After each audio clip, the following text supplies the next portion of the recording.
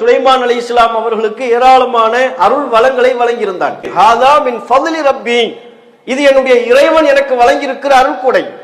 எதற்காக இந்த அருள்கொடைகளை அல்லாஹ் எனக்கு வழங்கியிருக்கிறான்? லியப்லுவனி, இதன் மூலம் அல்லாஹ் என்னை சோதித்து பார்க்கிறான்.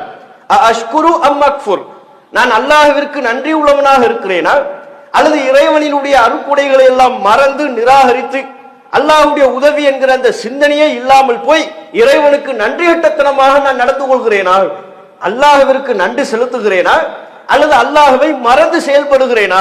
இவற்றை சோதிப்பதற்காக அல்லாஹ் எனக்கு இப்படிப்பட்ட அருளை வழங்கியிருக்கிறான் என்று நபி சுலைமான் அலைஹிஸ்ஸலாம் அவர்கள் சொல்வதை பார்க்கலாம். இறை தூதர்களின் இந்த வாழ்வு நமக்கு சொல்லித்தரக்கூடிய பாடம், எப்போதும் அல்லாஹ்வுடைய உதவி என்கிற அந்த சிந்தனை ஓட்டம் நமக்கு இருந்து கொண்டே இருக்க வேண்டும். அதுதான் நம்மை அடையாளப்படுத்துகிறது. நாம் அல்லாஹ்வை நம்பி செயல்படுபவர்கள், அல்லாஹ்வின் மீது தவக்குள் வைத்தவர்கள்.